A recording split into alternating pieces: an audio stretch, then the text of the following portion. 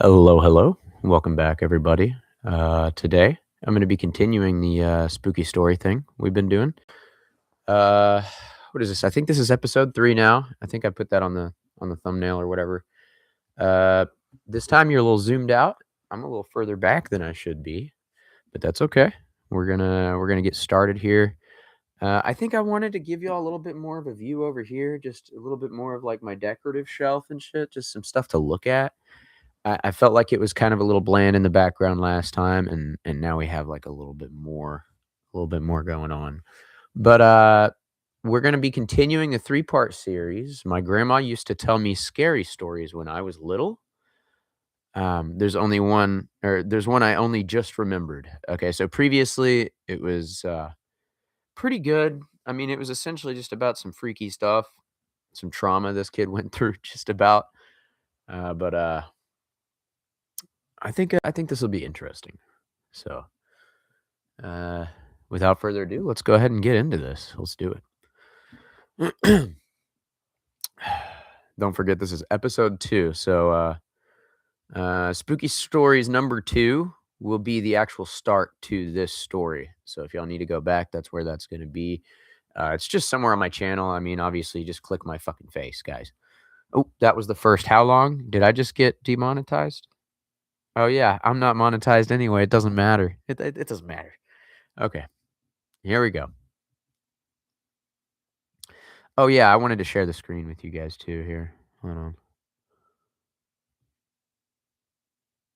There we go.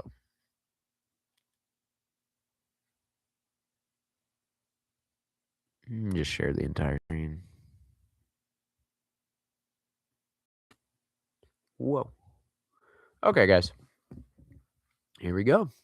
We're right here on the story. I'm going to zoom in just a hair so we can all see it a little better. It's starting to come back to me. Slowly, bit by bit. I don't know if it was opening up about my grandma's other bedtime story that did it, or the fact that my wife finally persuaded me to try counseling. But whatever the reason, the memories are returning. This dude went to therapy over this stuff. That's something to think about. Memories from my childhood, memories of grandma, memories of the stories she used to tell me before I went to sleep. See, I always knew there were other tales that scared me when I was little, but the time before I was a teenager is like a dark landscape. Only a few small patches are lit up. It's getting clearer now, though. The shadows that litter that black land are finally being forced to retreat. The thing is, I'm not sure I want to see what they've been hiding. I must have been around 7 years old when my grandma told me about the special knock. That's funny. I feel like this grandma's just been trolling this kid the whole time.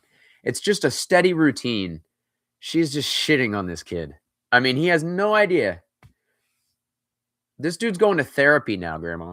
Okay? Yeah, do you feel good about yourself? Do you feel good, grandma?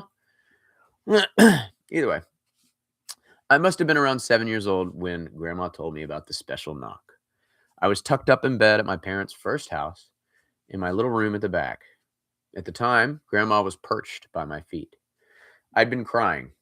I don't know what upset me, but I remember my eyes blurring and my nose running.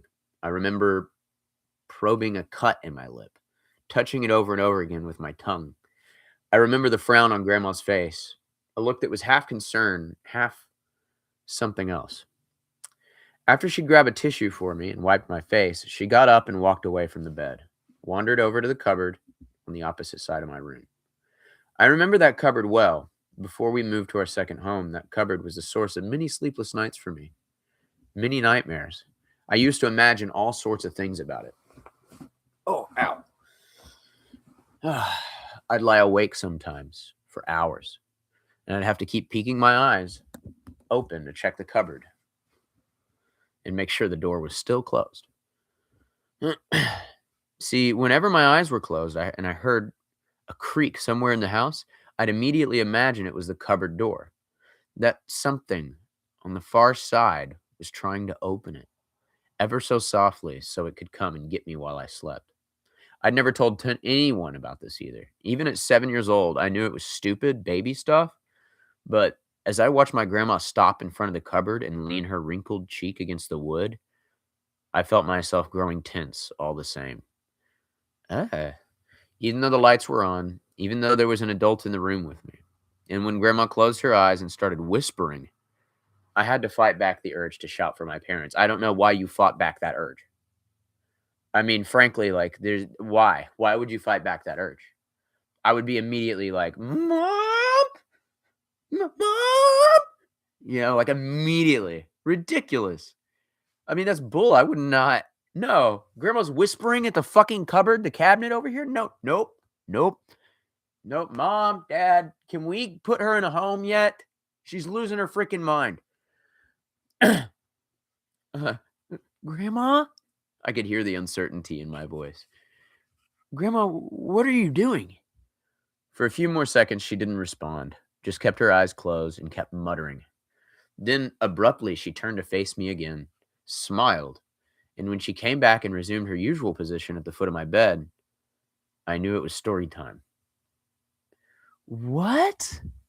No. No, that's freaky, dog. I don't like that. I'm not in. I'm not in.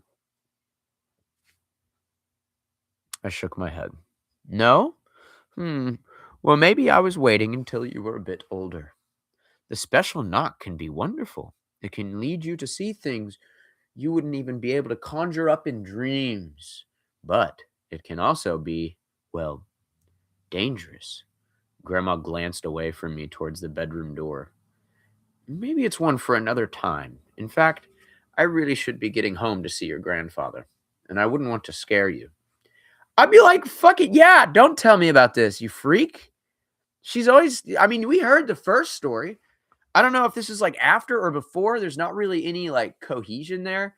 I think that the narrator kind of described that all that era was kind of a dark blur for them, and they don't really know what came first or when. But I mean, I feel like I would think grandma's pretty freaky, and not in the, I was gonna say in the good way, but there's no way in this world where a grandma could be good being freaky. Okay. And this is freaky in the scary way. Okay. Scary door. Either way, she's about to leave. She's baiting him. Just like how like your parents will be like, when you got food as a kid, they'll be like, oh, I'm gonna eat it. I'm gonna eat it. If you don't eat it, I'm gonna eat it. Then you want to eat it. She's like, oh, then I just won't tell you. I'm gonna go. No, don't go, Grandma. What's the special knock? Right. Fucking of course. Grandma's blue eyes twinkled. She hovered where she was for a moment and then sat back down. The special knock is an old trick a friend of mine taught me when I was younger. Not everyone can do it, and not everyone would want to do it. You have to be brave and careful and, well, special. Like you, creepy, smiling at him. As I watched her, she reached into the front pocket of her cardigan and pulled out 2 boiled sweets, passed one to me. I'd already brushed my teeth, and I knew Mum would kill me if she'd caught me eating sweets before bed. But this was my time alone with Grandma. Mum was downstairs with Dad. She'd never know. I unwrapped the sweet and popped it in my mouth. That's kind of gross sounding. I don't know why. Feeling the sticky mint wash over my tongue. Okay, see? Exactly. It just sounds weird. The cut in my lip stung slightly, but I ignored it. When Grandma next spoke, she'd lowered her voice. When I was over by your cupboard door just now, I was using the magic words, secret words that only a few other people know. Do you know what those words do? I shook my head. Hell no. What are you talking about? She's like doing curses in your. Bro, nah. No. They turn a door into a window, a sort of gateway. The thing is, sweetheart, this place you spend your days in, this house where you live, and the building you go to school in, and the town you visit with your mother at the weekends, it's not the only place. There are other places too. And if you use the special knock on that cupboard door of yours, now that I've whispered the magic words to it, of course, obviously, right? You'll see them. You'll be able to see those other places for yourself. I stared at Grandma, concentrating on her words, absorbing them. mint flooded my mouth, but I forgot to swallow. Dude, is she drugging this kid? How in the hell is he whatever. Every time she's coming to give him candy and telling little stories, he starts like tripping balls. Now listen to me very carefully, because this is the important bit. The way you open the window is by doing the special knock, but you have to get it right. 7 knocks on the door. It's what you'll want. 7 knocks, no more, no less. Then you open it. That's 7. That's funny as hell. You'll have one heck of a view, apparently. Okay, so then you open it. You won't be able to step through, but you'll have one heck of a view, all right. I swallowed. A view of what? I don't know the real name, but the woman who taught me the special knock had her own name for it. She called it the lunar plane. 7 knocks takes you to the lunar plane.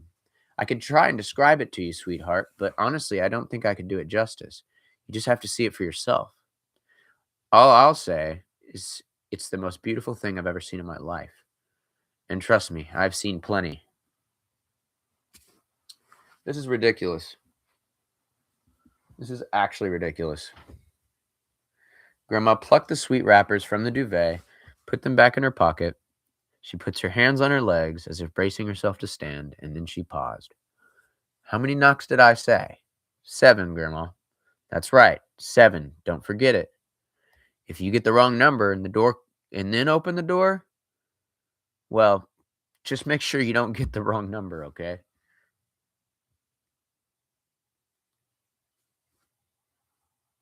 What in the hell? Hold on. I'm going to find my vape. This is crazy. Oh my God. It's in my pocket the whole time. And will you make me a promise? She said. If you do somehow knock the wrong number of times, especially if that number happens to be 13 or something close to it, then whatever you do, don't open the door, okay? Don't open it. No matter what you hear on the other side, the last thing you want is an open gateway to the Black Lands. Is Grandma racist? Is this racism? I felt icy fingers down my back. I glanced across the closed cupboard door in the shadows at the far end of my bedroom. What's the Black Lands? Grandma stood up and wandered over to me, leaned down and gave me a kiss. You don't want to know. Thanks, Mama. Thanks, Granny. That's very reassuring, hun. I spent the next week avoiding the cupboard. I didn't go anywhere near it, tried not to even look in its direction, did my best to push Grandma's story as far out of my mind as I could. It wasn't easy. Whenever I was alone in my room and the house was silent, I'd feel it, a sort of pull. Like when someone tells you not to look at something, and suddenly all you want to do is take a quick peek. The feeling was sort of like that, but it was different, too. Stronger. Sometimes, when I was laying in bed at night, I'd feel the cupboard almost like a weight on my mind, a heavy static energy. It made me restless, made me want to scrunch up my fists and grip my teeth. When I turned away from the cupboard, my skin itched, like the pores had tiny, invisible bugs in them. Ugh, I don't like that. It made it hard for me to sleep. And when I did sleep, I had dreams. Sometimes the dreams were pleasant, floaty ones. I'd dream I was on a cloud, hovering through multicolored planes of light, flying through an endless sea of stars. I'd wake from these dreams, feeling happy and safe. Okay, I'm done. Like how I felt when Mum hugged me and stroked my hair. Okay. Mama's boy out here. But other times I had nightmares.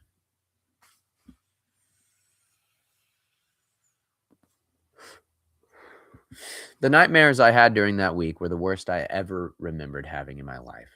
Horrible, half glimpsed blurs, images I'd wake from with screams lodged in my throat.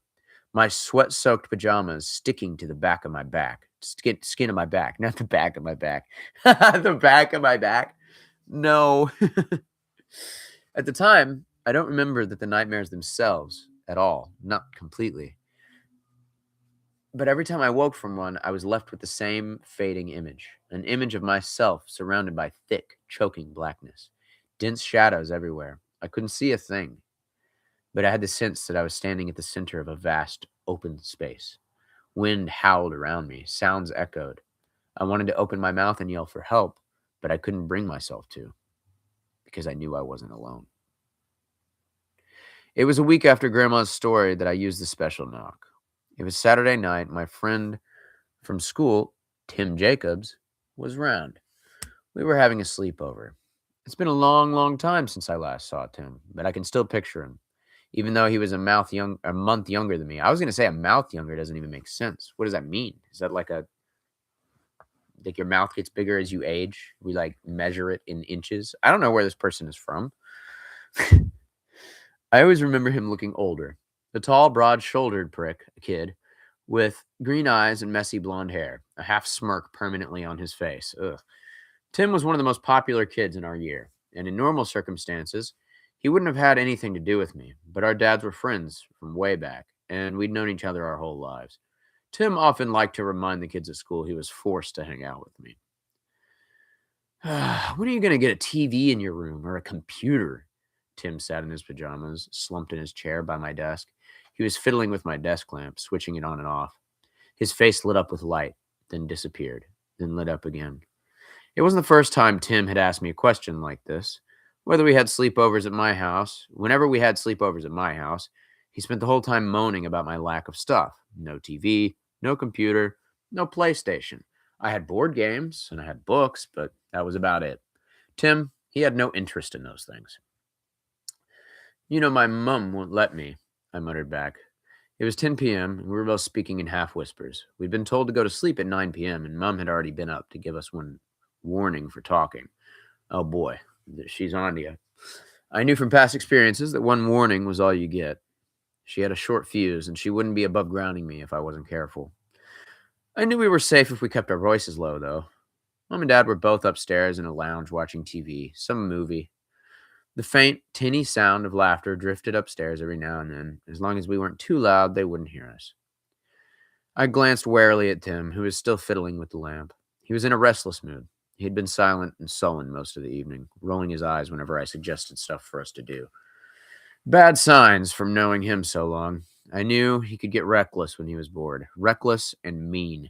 Dude, this doesn't sound like a good friend. I mean, I know your dads are friends, but frankly, I wouldn't put up with that. I'd be like, Mom, he's mean to me. You know what I mean?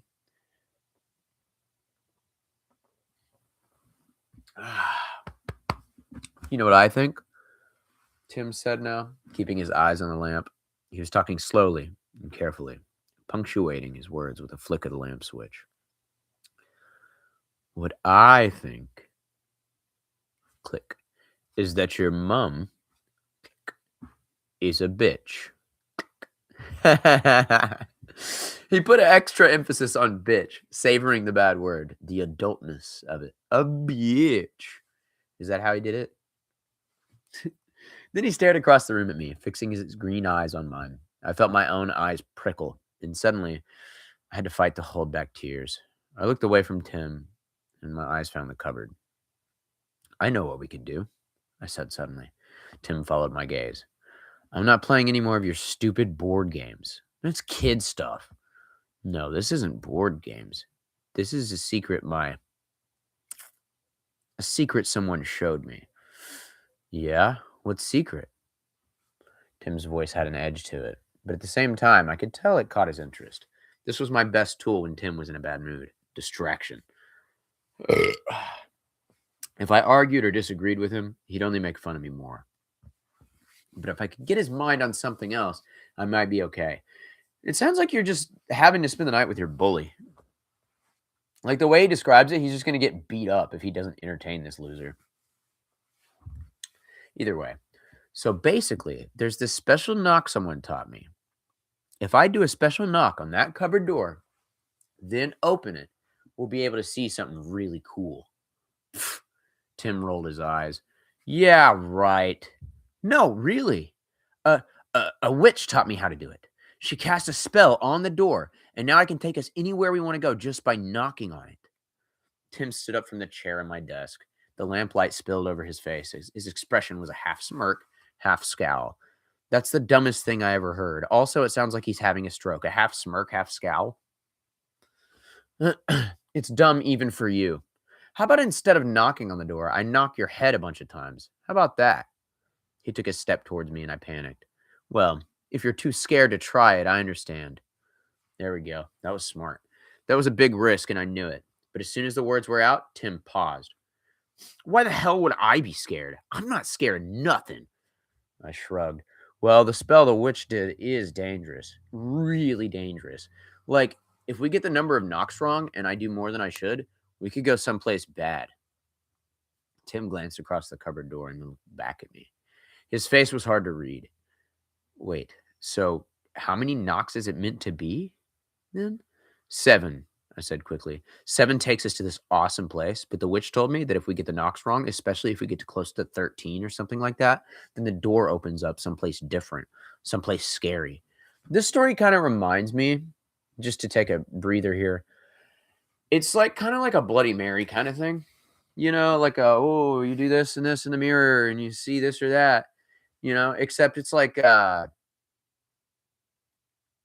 don't know, curiosity killed the cat kind of thing. Maybe they're gonna overknock it or something. However, I know that there is a part 3 to this, so I'm assuming our boy here turned out fine. So that kind of leads me to believe this is going to turn out okay. I don't think his friend's going to disappear or anything. Tim was no longer scowling. He looked across the cupboard door again, a slight frown on his face. A few more seconds, he shrugged his shoulders. Okay, go on then. Let's try it. The brief wave of relief I felt was extinguished as soon as I turned to the cupboard door. It stood a few feet away from me, just outside the glow of the desk lamp in the shadows. It seemed stupid to think that the cupboard wasn't anything more than just a cupboard, baby stuff. But then again, as I looked at it, I remember the dreams I've been having all week, the nightmares, and Grandma's words from the previous weekend floated back to me. If you get the wrong number and then open the door. Grandma hadn't had her storytelling face on when she'd warned me about getting the number wrong. She had her serious face on. I was sure of it, as though she really meant what she was saying. And what was it she'd said about 13 knocks? If you somehow knock the wrong number of times, especially if that number happens to be 13 or something close to it, then whatever you do, don't open the door. Don't open it, no matter what you hear on the other side. I shivered. Still, that was all right, wasn't it? I just have to make sure I only knocked 7 times. I'd count as I went, easy peasy. I pulled in a deep breath and stepped towards the cupboard, felt Tim's eyes on me. From downstairs at the edge of my hearing, I caught laughter floating up from the lounge. It's okay, I told myself. Your parents are just downstairs, and besides, nothing's really going to happen, is it? Grandma can't really turn doors magic. Get on with it, said Tim. If you're going to do your special needs knock or whatever the hell it is, then do it, okay? Don't just stand there. God, I hate this kid. I ignored him. By now, I was directly in front of the cupboard door. I could feel that tingle again, too, that pressure. Beneath my pajamas, my skin was all goosebumps. It might have been the slight chill in my bedroom, and nothing more than that, but then again, I knew it was more. I knew it was more than that. I could feel it in my mind, a heaviness that was like the start of a headache, a pool behind my eyes. As I reached up and made my right hand into a fist, I felt like I was no longer in control of my body. Knock. I struck the wood with my fist, softly. The sound was dull and hollow. Knock. I felt Tim at the edge of my vision, moving up beside me. Knock. Somewhere in the distance, I heard a faint sound. At first, I thought it was a noise from the TV downstairs, but then I thought it might be coming from outside my bedroom window, and then it sounded as though it was all around me, and finally, as my fist struck the door for the 7th time, I realized what the sound was. A whistle. A faint, low hum coming from inside the cupboard. The echo of my final knock faded, melting into the noise beyond the door. My skin tingled. I stepped forwards, almost in a trance. My hand reaching for the doorknob. My head. And then I felt myself shoved to the side as Tim pushed past me. Bang, bang, bang, bang, bang, bang. before I had a chance to stop him, or even so much as call out, "Timp, Timp." Tim has thumped his fist against the door 6 more times, making the total number of knocks 13. Beyond the cupboard, the whistling sound stopped. Tim reached out and gripped the doorknob. Bro, Tim is out. Dude, Tim is out. We're going to save part 3. We've got our final part coming up. It's going to be a good one, I think. And put that in bookmarks so we don't forget it. I think it was pretty impressive, guys. I enjoyed it. Definitely do let me know what you think. Let me stop sharing screen. I thought it was pretty good. Kind of, I will be honest, I was expecting more at this point, especially given the fact that we've already read part 1 and we've gone this far. But I like how they're brief. I like how they're simple. I like how they're pretty descriptive. I think, you know, technically part 4 of the scary stories and part 3 of this series is going to be pretty good. And I think it'll be good. I think the finale is going to kind of tie it all together in a way that's actually more enjoyable. But until then, we'll just wait. Also, shout out J. Ashley Spencer, my boy. I found him like a few years back on YouTube accidentally. Just kind of showed up out of nowhere on my feed. Kind of a vlog type channel. Really cool guy.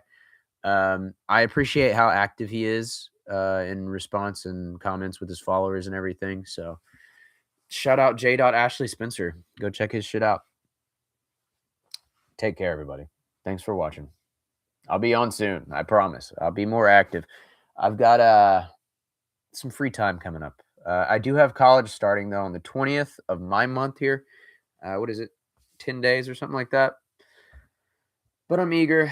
I'm eager to get it done. I'm only going to be busy in the morning, so I'll be on the Twitch. The Twitch is still active. Lotus Gaming 0906 on Twitch. Check me out there too. See you later, guys.